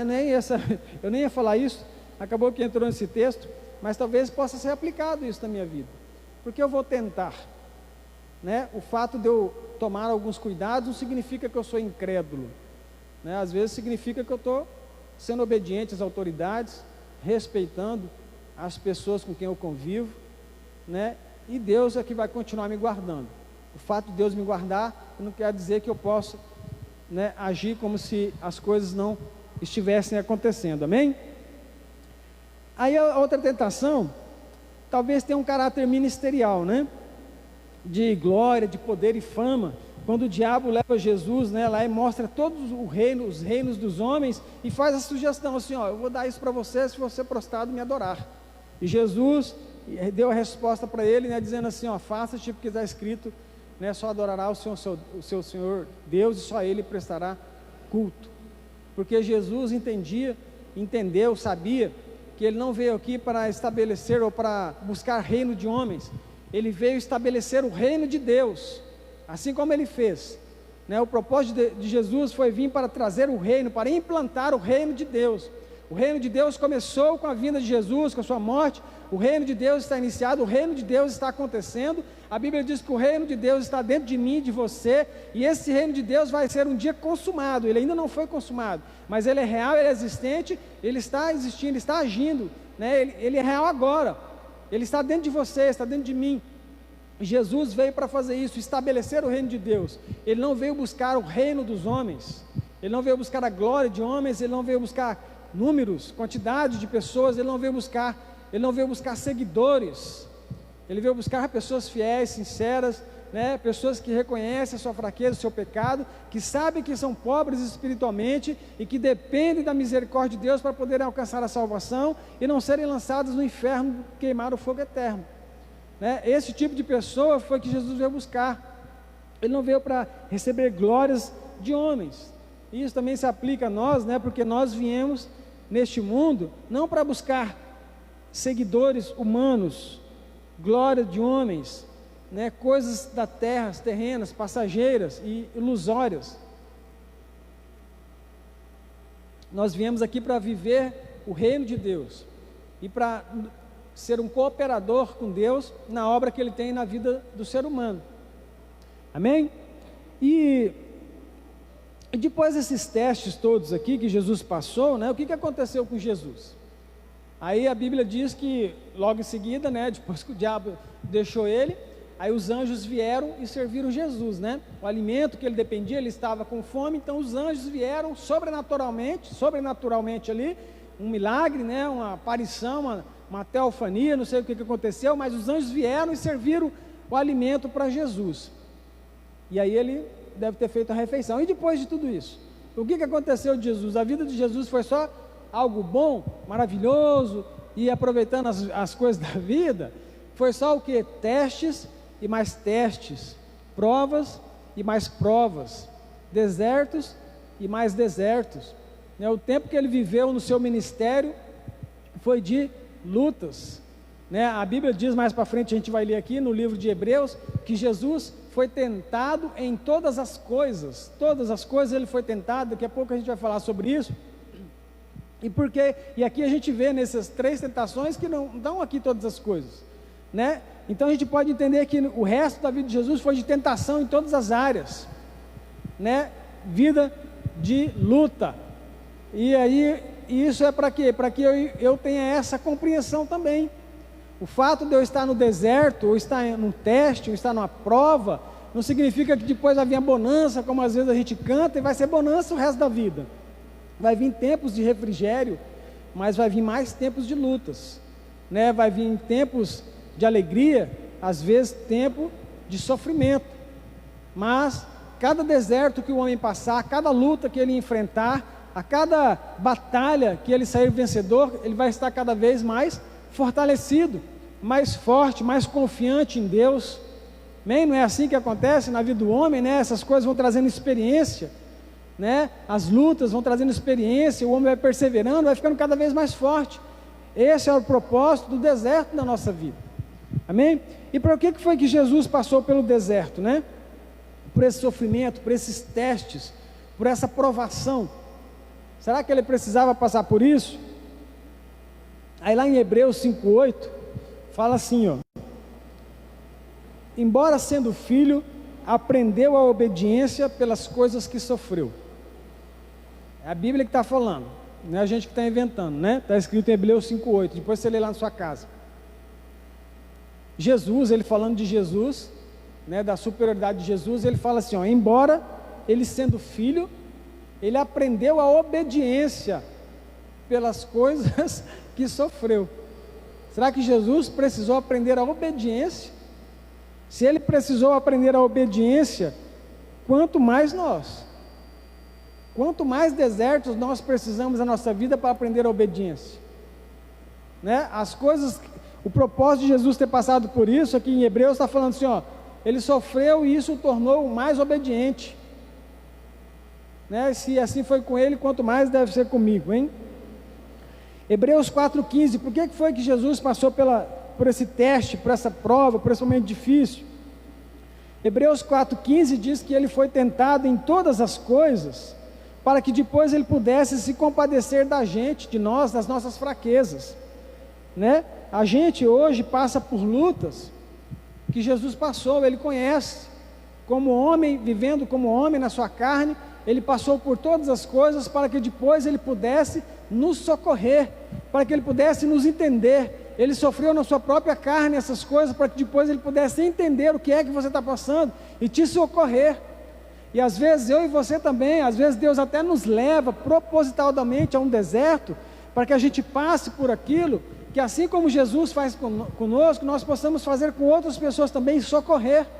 Às vezes você enfrenta uma luta, uma dificuldade, e quando você passa por aquilo, você se depara com alguém na mesma situação que você viveu um tempo atrás, e você pode ser um canal de Deus para socorrer essa pessoa, para ajudá-la, para dar esperança, para dar ânimo, para caminhar junto, né, para fazer com que aquela pessoa não desista, que ela persista, continue, porque as coisas têm propósito, né? E como é um espelho para a nossa vida, a vida de Jesus, e como nós temos que ser como Ele, assim como Ele viveu tudo para depois se compadecer de nós, a gente pode passar por algumas coisas e depois ser um canal para abençoar outras pessoas. é para ajudar, para fortalecer outras pessoas. Hebreus 2,18 fala assim, ó: pois naquilo que ele mesmo sofreu, tendo sido tentado, é poderoso para socorrer os que são tentados. Hebreus 2,18, Jesus, aquilo que ele sofreu, aquilo que ele padeceu, naquilo que ele foi tentado, hoje ele é poderoso para socorrer os que são tentados na mesma área. Se você é tentado em alguma coisa, a Bíblia diz que Jesus foi tentado também, e ele foi tentado, o propósito de Deus era para que ele pudesse te socorrer hoje, para que você tivesse alguém em quem se apoiar, para que você tivesse uma âncora, para que você tivesse um socorro, uma ajuda, um auxílio, para que você, mesmo no momento de dificuldade, sem entender, sem saber o que fazer, saber que tem um Deus, um Senhor que está no céu, que entende a sua fraqueza, que morreu para te perdoar, que perdoa os seus pecados, que é misericordioso e que está pronto para te salvar. Porque a diferença, de Jesus para nós foi o quê? Que ele foi tentado em todas essas coisas, mas não pecou, a Bíblia diz, Ele foi tentado em todas as coisas, mas sem pecado, não caiu. Essa é a diferença, porque às vezes nós somos tentados e caímos, mas ainda assim, eu imagino que Jesus sabe qual é o peso da tentação. Eu imagino que Jesus sabe qual é o peso das lutas, das trevas agindo, tentando destruir a vida do homem. Eu imagino que Jesus conhece, qual é o peso da sua carne, a luta que você deve ter contra ela. E aí, como você não tem essa natureza, a mesma essência divina que Jesus tinha, às vezes nós somos mais fracos, caímos, Às vezes não, nós somos bem mais fracos, caímos. Mas Ele é fiel, Ele é justo, Ele compreende e Ele está pronto para nos socorrer. Porque Ele foi tentado e o propósito de Deus amou a gente de uma maneira tão grande que permitiu que Jesus passasse por isso para que depois pudesse socorrer cada um de nós. Amém? Jesus não passou isso à toa, Então, para que serve, irmãos? Às vezes, se eu me encontrar no deserto, ou num período, de teste, de prova, para que serve isso na minha vida? Para me fortalecer, para me testar, às vezes para me provar e para me testar também, Olha o que diz aqui em Deuteronômio 8. Isso aqui Deus escreveu para o povo de Israel, mas tudo foi escrito para nosso exemplo, como eu te falei no começo, que Romanos nos fala, E te lembrarás, Deuteronômio 8, lá do 1 até o 5, e te lembrarás, na verdade é um pouco mais para frente, mas fala assim: e te lembrarás de todo o caminho pelo qual o Senhor teu Deus te guiou, no deserto, estes 40 anos, para te humilhar e te provar, para saber o que estava no seu coração, se guardarias os seus mandamentos ou não. E te humilhou, e te deixou ter fome, e te sustentou com o maná, que tu não conhecia, nem teus pais o conheciam, para te dar a entender que o homem não viverá só de pão, mas de tudo que sai da boca do Senhor. De tudo isso viverá o homem. Então, Deuteronômio, você vê que o propósito de Deus foi o quê? Levar o povo ao deserto para provar, para testar, para saber o que estava no coração do povo, para saber se o povo guardaria ou não os mandamentos dele. Ele deixou o povo passar fome, sustentou na medida do possível, porque o povo não morresse fisicamente, Deu o alimento que era necessário, mas eles não tinham a fartura que eles queriam, não tinham os alhos, não tinham as iguarias do Egito, era só o maná, enjoaram daquilo, até reclamar com Deus. A gente conhece a história, mas o propósito de tudo isso era para quê? Para que o homem para que ele visse o coração do homem, o que ia acontecer, se ele ia obedecer os mandamentos ou não. Às vezes pode ser isso comigo, com você também. Às vezes eu posso ser levado a um teste para Deus ver o que está no meu coração, se eu vou desistir ou não, se eu vou obedecer ou não, se eu vou persistir no caminho ou não, e aí Ele vai me provando, testando, vamos ver até onde, se o coração dele é puro. Deus precisa de tudo isso? Eu imagino que não, A gente não consegue entender os propósitos de Deus. Eu imagino que Deus, conhecedor de todas as coisas, sabe quem vai ser salvo, sabe quem vai ser condenado, sabe o que tem no meu coração, Ele sabe a prova que Ele pode me dar, se eu vou aguentar ou não, mas a gente não consegue entender porque Ele faz, e é a forma que Ele faz. Talvez o propósito não seja para Deus saber, mas sim para mim saber. Talvez isso na verdade sirva para mim, para que depois que eu passar por esse teste, eu mesmo reconhecer que, rapaz, passei uma luta, mas permaneci no caminho. O propósito talvez seja eu ter esse entendimento. Meu coração foi provado, eu dei uma vacilada, mas me levantei, continuei aqui e estou lutando. Isso vai me dando mais força na minha caminhada. Amém? Para que nós passamos por esses testes, né? Para às vezes nos sermos transformados. Ninguém sai o mesmo no deserto, como se diz, né? Do deserto ninguém sai o mesmo. Ou você morre lá, ou você sai transformado, né? Para nos fortalecer, para nos purificar, para nos disciplinar. Disciplinar, como eu falei no começo, não só para corrigir, às vezes para corrigir também, mas às vezes para te ensinar, né? Porque disciplina significa isso também, o ensino. Às vezes você precisa ser ensinado em alguma coisa, e esse ensino às vezes vem do deserto, do teste, da prova, né? Um exemplo, só para ilustrar, né? A questão da água. Como é que a gente cuida da água, né? Na nossa casa? Lava carro, lava casa, lava varanda, você tem aquelas máquinas de lavar, às vezes lava calçada bem devagarzinho. É o maior desperdício de água na casa. Até os que cuidam bem, às vezes desperdiçam um pouco, né? Agora, se você tiver 2 litros de água para atravessar um deserto, como é que você vai fazer com esses 2 litros? Vai beber um golinho por dia, né? Às vezes vai ter uma sede doida, mas vai beber só um golinho, porque não sabe quanto tempo vai demorar para chegar. Se tiver um pouquinho de comida, vai comer só um pouquinho, você vai racionar, você vai aprender a ser disciplinado. Você não vai ser mais um esbanjador, né? Talvez quando você voltar daí, você vai, rapaz, vou cuidar dessa água, né? Porque eu passei por uma situação difícil, eu sei o que é não ter. Né? Só um exemplo assim, mas para você entender que às vezes nós precisamos aprender alguma coisa. E às vezes é o teste que vai fazer com que a gente aprenda isso. Às vezes o deserto, esse teste, ele pode ajudar para a gente, nos ajudar para a gente simplificar a nossa vida, tornar a vida mais simples, né? Simples não no sentido de pobreza, né? Mas simples no sentido de contentamento, de você viver uma vida simples. O que é uma vida simples? É uma vida com tempo, uma vida sem correria, né? Uma vida, não é aquela vida louca, aquela vida, né, desenfreada, louca, que você não tem tempo, uma correria, um estresse. Uma vida simples, ela não passa por isso. A pessoa tem seus afazeres, tem seus compromissos, mas é tudo equilibrado. Ela tem tempo, né? Ela tem tempo para si, ela tem tempo para Deus principalmente, ela tem tempo para comunhão com a igreja, ela tem tempo para os exercícios espirituais, né? É uma vida simplificada. E até falando de coisas materiais, às vezes a gente acha que precisa de tantas coisas para viver, né? E às vezes é tudo ilusão, você não precisa. E até esses dias eu estava no meu sogro, e aí, lembrei agora, eu estava no meu sogro e estava quente lá. Teve uns dias que choveu, né? Ele tem uma chácarazinha lá, afastado da cidade. E aí choveu e é gostoso ficar na chácara, fresquinho. Lá é muito quente. E chovendo, passou o final de semana do Natal. Choveu muito aqui também, né? Choveu bastante lá. Aí na semana seguinte, deu uma chuva lá e arrebentou um fio. E aí acabou a luz na casa dele. E aí no outro dia a gente foi lá achar, correu uns sítios que tinha em volta lá e descobrimos onde que o cabo tinha arrebentado.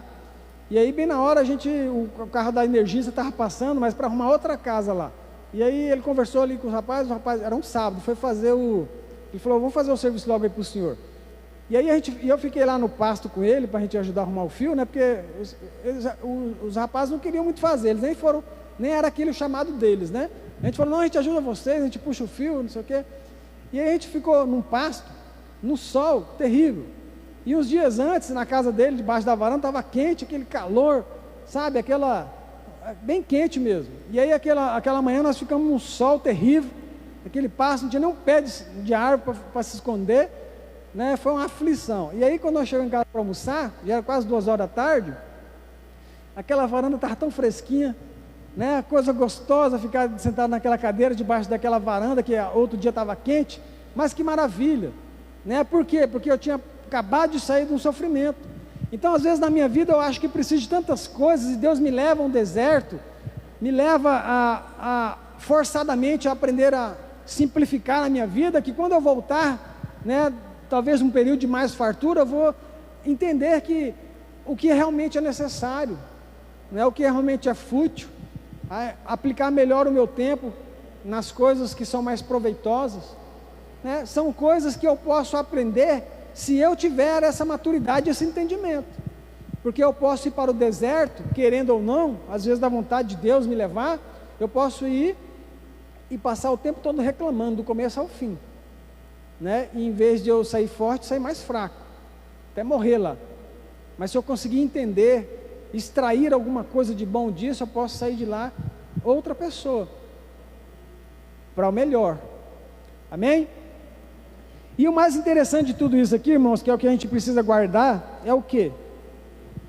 Né?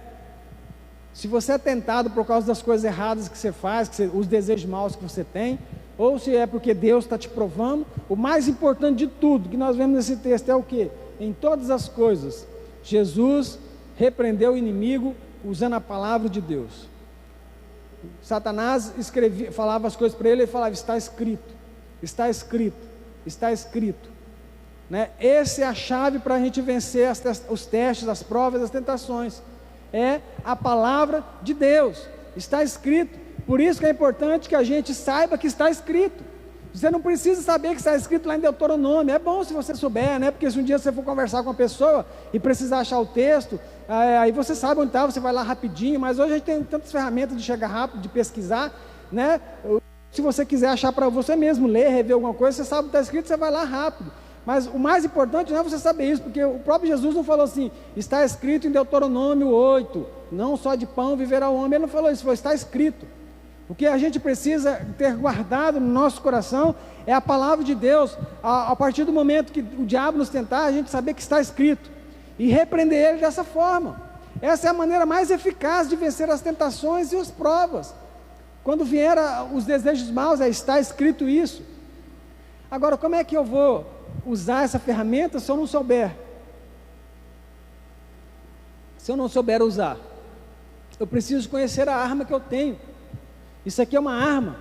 Efésios diz que a palavra de Deus é o que? É uma espada, né?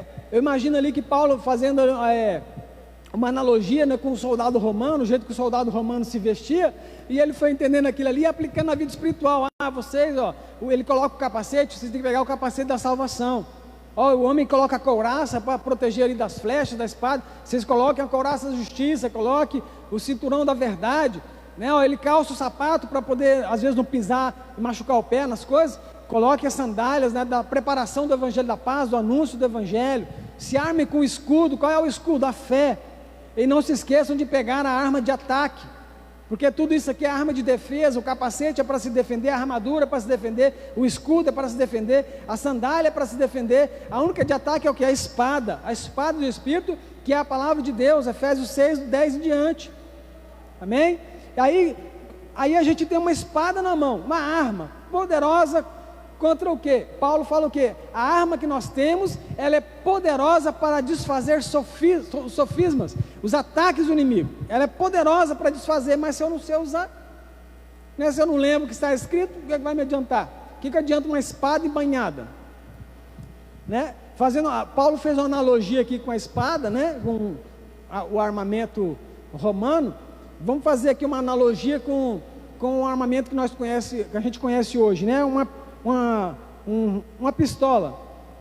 Pega uma pistola e coloca na mão de uma pessoa que nunca pegou uma arma, que não tem familiaridade com a arma. Como é que ele vai fazer? A primeira coisa que ele vai fazer vai pegar a pistola com o dedo no gatilho, né? E se você ficar conversando com ele vai conversar com você apontando a arma assim, né, sem querer. Se você pedir para ele te entregar a arma, ele vai te entregar assim, com o dedo no gatilho, ainda com um cano apontado para você. Então, se você pedir para ele dar um tiro, como é que ele vai apoiar a mão? Ele vai pegar a mão dele, vai pegar uma mão com a arma, na outra ele vai apoiar no pulso, né? Vai atirar, segurando o pulso. Então, para uma pessoa que não tem experiência com arma, normal. Agora, um policial, por exemplo, se ele for fazer isso são coisas graves, são erros graves que ele comete. Se ele for entregar uma arma para o armeiro ou para um colega dele, passar a arma com o cano apontado, isso é um erro grave. Isso aí não acontece na vida do policial. Um policial, quando vai fazer um curso, quando vai fazer o curso de formação, ele vai passar muito tempo lá estudando teoria e tal. Vai chegar uma época do curso lá, depois de alguns meses, que ele vai olhar na planilha dele lá, aula de tiro, né? Vai ter aula de tiro, tá? Aí muitos alunos, né, a maioria novinho, vê com aquela empolgação, porque vai aprender a atirar, né? Aí vai ter aula de tiro, aí o instrutor chega lá, já pega e já manda ele pensa que vai pegar logo e aprender a atirar. Aí o instrutor manda ele ralar logo, faz umas flexões. Aí vai, não necessariamente nessa ordem, mas vai ensinar ele o que primeiro? Vai ensinar ele que ele tem que aprender o olho diretor. Vai fazer uma bolinha no quadro lá, vai mandar ele fazer uma bolinha assim com os dois olhos abertos. Olha lá, aprende qual que é o seu olho diretor primeiro. Depois, passa o seu tempo, vai ensinar ele como que ele empunha uma arma, né? Uma mão segurando na outra. Vai ficar fazendo ele repetir aquilo ali várias vezes, sem ele ver a arma. né? A posição do braço, a posição das pernas, a respiração. Vai colocar um aluno na frente do outro e vai ficar fazendo aí, fica um corrigindo o outro ali a aula toda, e vai passando o tempo, né? Aquele negócio que parece que ia ser legal já começa a ficar chato. Aí no fim, quando o aluno realmente vê a arma, que ele pega a arma na mão, vai ser para quê? Para ele aprender os componentes da arma, né? Se você perguntar para uma pessoa que não conhece, o que é uma arma? O que a arma tem? Ah, tem um cabo, um gatilho e o cano. E o aluno vai ter que aprender que tem o cão, que tem a alça de mira, o ferrolho, o retém do ferrolho, câmara, massa de mira, guarda-mato, punho, tampa do punho, gatilho, trava, retém do carregador e mais um monte de coisa, e ainda vai ter que ficar decorando aquilo, e o instrutor ainda falando, o que é isso? Massa de mira, isso, alça de mira, aquela coisa chata. Vai ter que aprender que a munição não é a bala que a gente conhece, né? Mas ela tem projétil, tem cápsula, tem compartimento da pólvora, espoleta, a ponta é perfurante, é ponta oca, é ponta jaquetada, é de impacto, é tracejante. São as coisas assim que não é tão simples. Aquilo que parece que era legal, não é. Depois ele vai começar a ter que aprender a desmontar a arma, e tem prova. Vai ter que desmontar e montar em tantos segundos, né? Aí o que acontece no dia do combate? Esse policial pega e vai para um combate. E assim, aí no dia que ele vai fazer o tiro de verdade, ele vai lá e dá 5 tiros. Aí ele olha e fala, instrutor, só 5 só, porque o governo está sem dinheiro para comprar de revólver ainda. Eu queria tirar de pistola, não, então você tem que comprar, né? O seu bem que a gente ensina. Já foi assim, deve ter mudado. O que vai acontecer? Esse policial, o inimigo, vai ser travar, que encavalar a mulher. Ele vai ter mais precisão do que, né? Ele vai fazer coisas automáticas, né? Vai ser fácil, ele vai precisar correr lá, instrutor, minha arma travou aqui na hora do tiroteio, ele vai saber como fazer, ele vai saber o que tem que fazer, ele vai saber desmontar a arma para destravar alguma coisa. Assim é a nossa vida, irmãos. É uma analogia que Paulo fez lá da arma do Romano, né? Para a gente se fortalecer com elas, né? Uma analogia, a gente pode fazer isso aqui também. O que adianta eu ter uma arma se eu não sei usar? O que adianta você ter um revólver se você não sabe atirar? Né? O que adianta você ter uma espada, mas não sabe usar? Está sendo tentado na área sexual, não sabe qual texto tem. Eu estou tentado a adulterar, mas não sabe que pode ir lá em Provérbios 5, 6, 7, você vai ver os conselhos do adúltero aí, aí você vai pensar, rapaz, esse negócio é meio sério, né? Quem começa o adultério é como um boi que está indo para o matadouro sem saber, é como um pássaro que não sabe que vai ser uma flecha, vai ser lançada no coração dele, e ele vai e não vai voltar mais, né? Está indo para a sepultura, ninguém vai mais tirar ele de lá, ele está indo para a casa do defunto, né? Às vezes o cara lê aquilo ali, rapaz, né? Às vezes eu estou com a minha alma batida, mas eu não sei qual texto eu posso usar.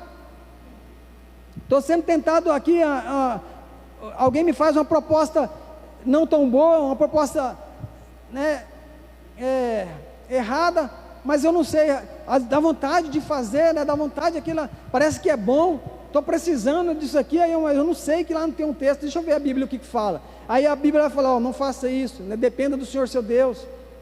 Então são essas coisas, é nesse sentido que nós precisamos aprender, assim como um policial precisa aprender, porque depois ele vai fazer as coisas com mais excelência, ele vai realmente saber como usar, não vai ser fácil a vida dele, né?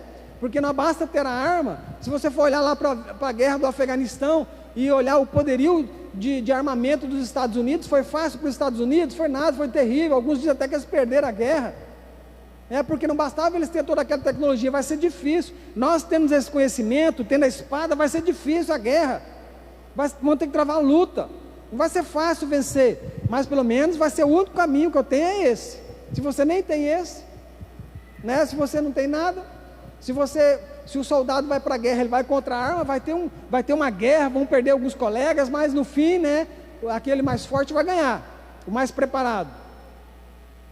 Assim vai ser com a gente na espada. Você vai para a luta, você vai às vezes sangrar, vai cair, vai levantar, mas você vai sair vencedor.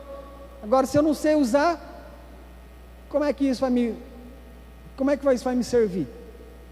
Né? Aquilo que alguns falam, às vezes tem uma Bíblia, você vai na casa da pessoa, tem uma Bíblia aberta no Salmo 91. O que fala no Salmo 91? Né? Você sabe no Salmo 91 que fala que Deus vai te livrar das pestes, né, vai te guardar de dia, de noite, vai guardar sua entrada, sua saída. Às vezes eu estou com medo danado de algumas coisas, né? Às vezes eu estou com medo danado do coronavírus, mas não entendo que só Deus para me guardar. Se não for Deus para nos livrar, mas não é por isso que eu vou ficar tentando a Deus e andando de qualquer forma, né? Deus que me guarda, né? Como eu falei, vou tentar, vou andar de qualquer jeito, Deus que me guarda, né? Não é nesse sentido, mas ainda você se protegendo, quem é que te guarda? Deus, meu filho, só Deus, né? E por que alguns crentes fiéis pegam o coronavírus e outros não? Não sei.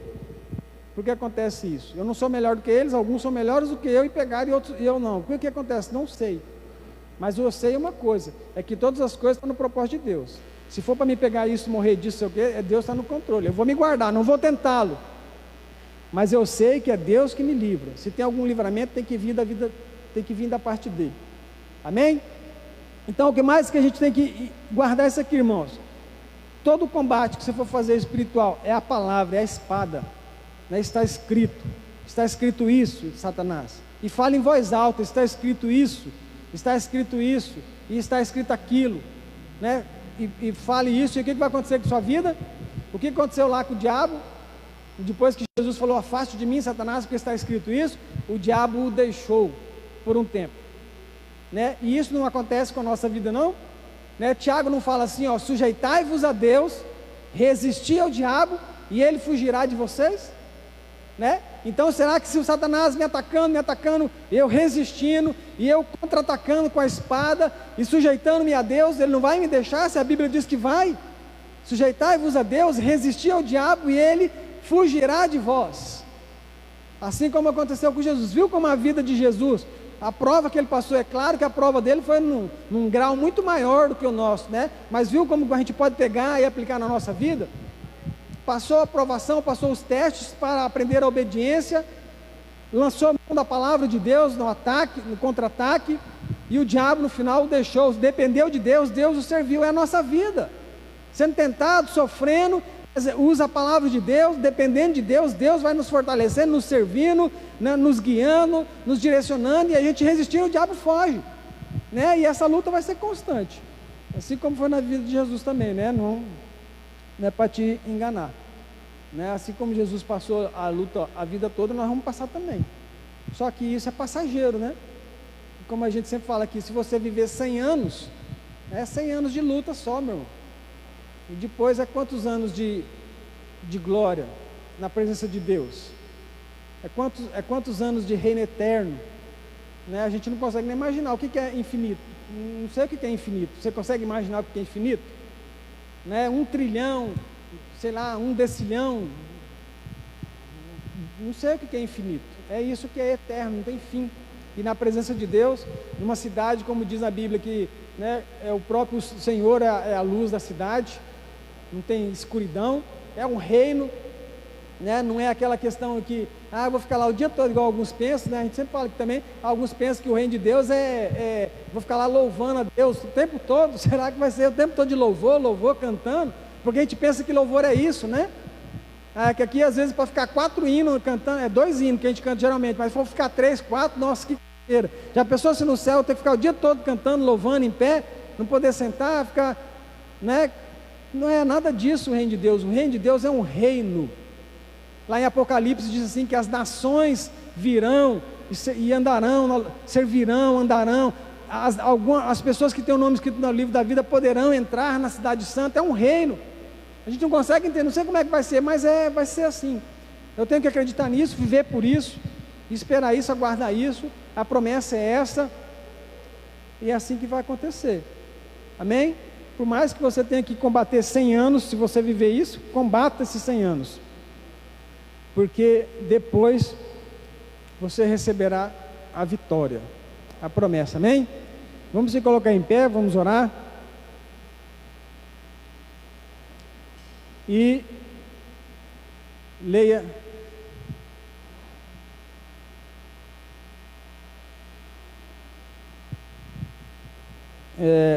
leia a Bíblia, meus irmãos. Vamos aprender. O ano está se iniciando, né? E parece que o ser humano convencionou, né, a fazer propósito no começo do ano. Não deveria ser assim. Se você estiver lá no mês de setembro e você quer fazer um propósito, faça lá, né? Quer começar algo diferente na sua vida, na direção de Deus, começa na sexta, não espere se, mas já que começou e o homem convencionou, é o momento, né? Vamos aprender a viver uma vida mais simples, uma vida com tempo para com o Senhor, ler a palavra, tomar posse, entender, né? Quando eu falei aqui de você conhecer a ferramenta que você tem, por exemplo, você tem que conhecer ela como um todo.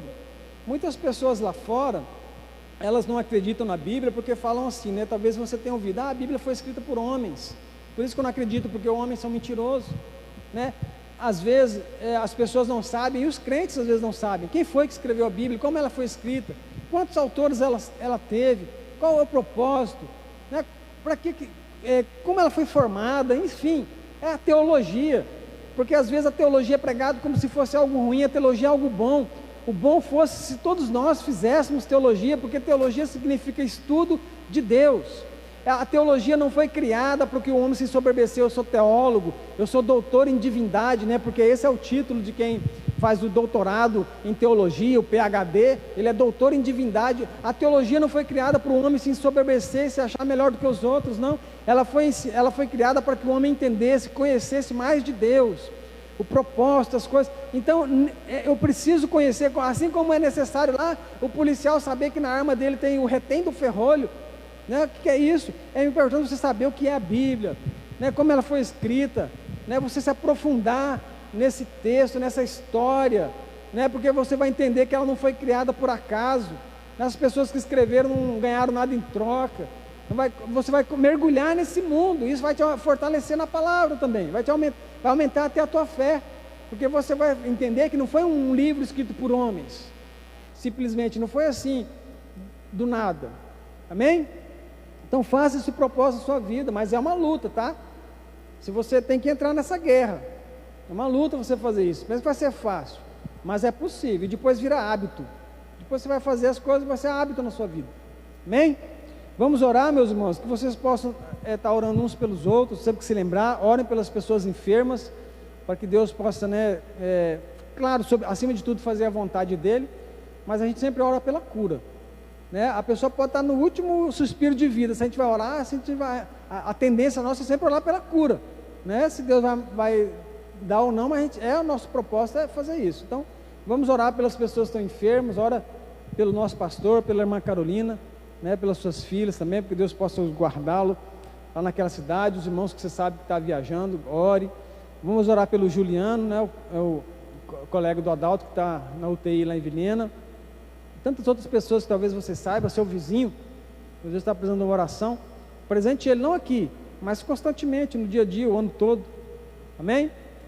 E que Deus abençoe cada um de nós. Vamos orar. Senhor Deus, em nome de Jesus, nós queremos exaltar o Teu nome, Te bendizer, agradecer ao Senhor por este culto, obrigado por mais uma noite que pudemos estar aqui reunidos para cultuar ao Senhor, para cantar louvores a Ti, para ouvir a Tua palavra, Senhor Deus. Esse tempo que nós passamos aqui foi para dedicá-lo ao Senhor, Deus, porque o Senhor é merecedor de muito mais, nós não conseguimos dar tudo aquilo que o Senhor merece, mas que o Senhor possa receber esse culto dessa noite aqui, Pai, que o Senhor possa receber que nós fizemos isso aqui para o Senhor, reconhecendo que só o Senhor é Deus, ó Pai, digno de receber toda honra, toda glória, todo louvor e toda adoração. Queremos colocar diante de Ti, Senhor Deus, as pessoas que estão enfermas, seja pelo coronavírus, ou seja pelas outras enfermidades que assolam a humanidade, consequência do pecado do homem, ó Deus, né? A queda do homem trouxe esse mal da enfermidade para as nossas vidas, mas nós pedimos ao Senhor pela cura, pela restauração de cada pessoa que está num leito, ó Deus, sofrendo, às vezes por meses, por anos, vivendo dentro de um hospital. Tenha misericórdia, ó Deus, dessas pessoas. Nós sabemos que o Senhor tem poder para curar, ó Deus, pedindo que o Senhor fortaleça também os profissionais da área da saúde, em nome do Senhor Jesus.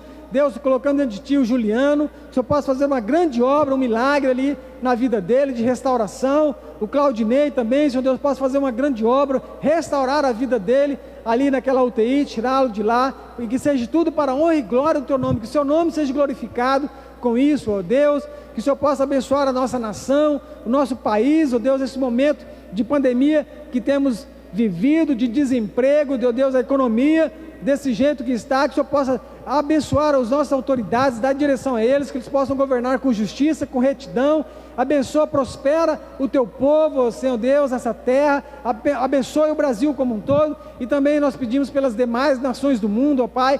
Tenha misericórdia do mundo, tenha misericórdia da terra, dos habitantes, né, de nós que aqui estamos, em nome do Senhor Jesus Cristo. Perdoe os nossos pecados, ó Pai, e que o Senhor continue nos fortalecendo, nos ensine, nos ajude a cada dia a aprender a manejar a palavra do Senhor, como Paulo ensinou ao Timóteo, Senhor Deus, para manejar bem a palavra da verdade, que nós também possamos aprender a manejá-la bem, para resistir, para contra-atacar ao diabo que nos tenta todos os dias, ó Pai, em nome de Jesus, e que nas provas, nos testes que nós venhamos a passar, que nós não venhamos a cair, ó Deus, que nós venhamos permanecer de pé nessa luta, nos fortalece e nos ajuda, ó Deus, em nome de Jesus, que o Senhor possa ser o nosso sustento, o nosso socorro, a nossa fortaleza, ó Pai. Abençoa o nosso pastor, a irmã Carolina, a Juliana, a Daniela, guarde-os naquela cidade, livra-os de todo mal, os demais irmãos que estão viajando ou que vão viajar também, que o Senhor guarde, livre de todo acidente, que eles possam ir e voltar em paz, em segurança, que o Senhor possa dar uma semana abençoada a cada um de nós, guarde os nossos irmãos que aqui estão, os que estão vendo de casa, e que nós possamos ter uma semana abençoada por Ti em todas as coisas, ó Pai. Muito obrigado, ser conosco em todas as coisas, em nome de Jesus é que nós oramos, amém e amém. Estendo as mãos, meus irmãos, que a graça do nosso Senhor Jesus Cristo, o amor de Deus e as ricas consolações do Espírito Santo seja sobre todos nós e sobre todo o povo de Deus espalhado pela terra, em nome de Jesus, amém. E uma salva de palmas para o Senhor Jesus, irmãos.